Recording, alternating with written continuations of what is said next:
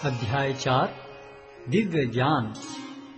भगवान श्री कृष्ण ने कहा, मैंने इस अमर योग विद्या का उपदेश सूर्यदेव विवस्वान को दिया और विवस्वान ने मनुष्यों के पिता मनु को उपदेश दिया और मनु ने इसका उपदेश इक्ष्वाकु को दिया।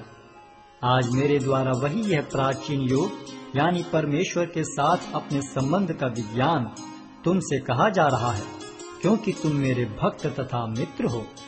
अतः तुम इस विज्ञान के दिव्य रहस्य को समझ सकते हो।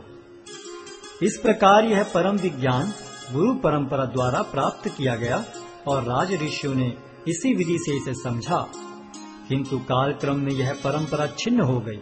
अतः यह विज्ञान यथारूप में लुप्त हो गया लगता है। अर्जुन ने कहा, सूर्यदेव विवस्वान आपसे पहले हो चुके हैं, तो फिर मैं कैसे समझूं कि प्रारंभ में भी आपने उन्हें इस विद्या का उपदेश दिया था। श्री भगवान ने कहा, तुम्हारे तथा मेरे अनेकानेक जन्म हो चुके हैं। मुझे तो उन सब का स्मरण है, किंतु हे परंतप तुम्हें उनका स्मरण नहीं रह सकता है। यद्यपि मैं अजन्मा तथा विनाशी हूँ और यद्यपि मैं समस्त जीवों का स्वामी हूँ, तो भी प्रत्येक युग में मैं अपने आदि दिव्य रूप में प्रकट होता हूँ। हे भरतवंशी, जब भी और जहाँ भी धर्म का पतन होता है और अधर्म की प्रधानता होने लगती है, तब तब मैं अवतार लेता हूँ।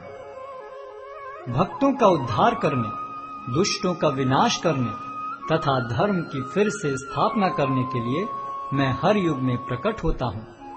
हे अर्जुन, जो मेरे आविर्भाव तथा कर्मों की दिव्य प्रकृति को जानता है, वह इस शरीर को छोड़ने पर इस भौतिक संसार में पुनः जन्म नहीं लेता, अपितु मेरे सनातन धाम को प्राप्त होता है।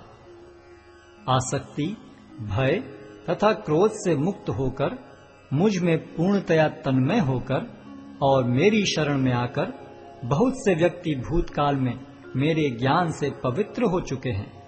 इस प्रकार से उन सबों ने मेरे प्रति दिव्य प्रेम को प्राप्त किया है। जिस भाव से सारे लोग मेरी शरण ग्रहण करते हैं, उसी के अनुरूप मैं उन्हें फल देता हूँ। हे पार्थ, प्रत्येक व्यक्ति सभी प्रकार से मेरे पथ का अनुगमन करता है। इस संसार में मनुष्य सकाम कर्मों में सिद्धि चाहते हैं, फलस्वरूप वे देवताओं की पूजा करते हैं। निस्संदेह संसार में मनुष्य को सकाम कर्म का फल शीघ्र प्राप्त होता है। प्रकृति के तीनों गुणों और उनसे संबद्ध कर्म के अनुसार मेरे द्वारा मानव समाज के 4 विभाग रचे गए। यद्यपि मैं इस व्यवस्था का सृष्टा हूँ, किंतु तुम यह जान लो कि मैं इतने पर भी अव्यय अकर्ता हूँ। मुझ पर किसी कर्म का प्रभाव नहीं पड़ता, न ही मैं कर्म फल की कामना करता हूँ। जो मेरे संबंध में इस सत्य को जानता है, वह भी कर्मों के फल के पाश में नहीं बंधता। प्राचीन काल में समस्त मुक्तात्माओं ने मेरी दिव्य प्रकृति को जान करके ही कर्म किया। अतः तुम्हें चाहिए कि उनके पद चिन्हों का अनुसरण करते हुए अपने कर्तव्य का पालन करो। कर्म क्या है और अकर्म क्या है, इसे निश्चित करने में बुद्धिमान व्यक्ति भी मोहग्रस्त हो जाते हैं। अतः मैं तुमको बताऊंगा कि कर्म क्या है, जिसे जानकर तुम सारे अशुभ से मुक्त हो सकोगे। कर्म की बारीकियों को समझना अत्यंत कठिन है।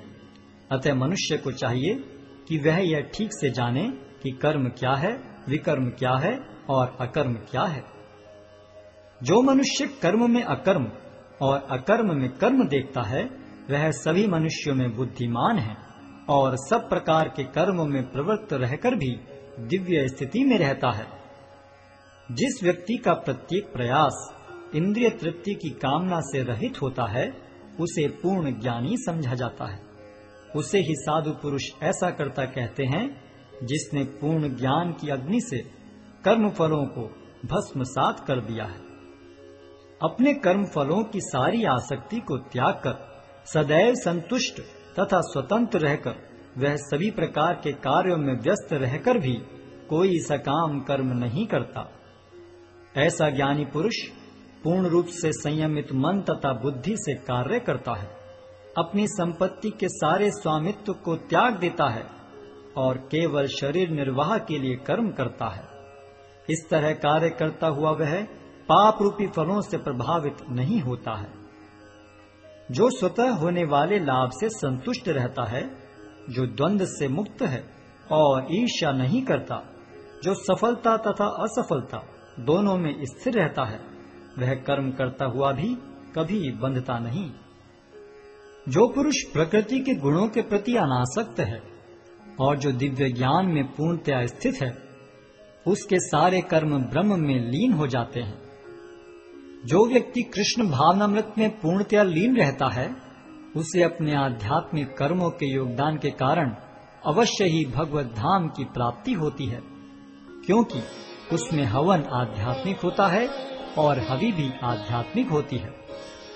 कुछ योगी विभिन्न प्रकार के यज्ञों द्वारा देवताओं की भली भांति पूजा करते हैं और कुछ परब्रह्म रूपी अग्नि में आहुति डालते हैं। इनमें से कुछ विशुद्ध ब्रह्मचारी श्रवणादि क्रियाओं तथा इंद्रियों को मन के नियंत्रण रूपी अग्नि में स्वाहा कर देते हैं, तो दूसरे लोग इंद्रिय विषयों को इंद्रियों की अग्नि में स्वाहा कर देते हैं। दूसरे जो मन तथा इंद्रियों को वश में करके आत्म साक्षात्कार करना चाहते हैं, संपूर्ण इंद्रियों तथा प्राण वायु के कार्यों को संयमित मन रूपी अग्नि में आहुति कर देते हैं। कठोर व्रत अंगीकार करके कुछ लोग अपनी संपत्ति का त्याग करके, कुछ कठिन तपस्या द्वारा, कुछ अष्टांग योग पद्धति के अभ्यास द्वारा अथवा दिव्य ज्ञान में उन्नति करने के लिए वेदों के अध्ययन द्वारा प्रबुद्ध बनते हैं।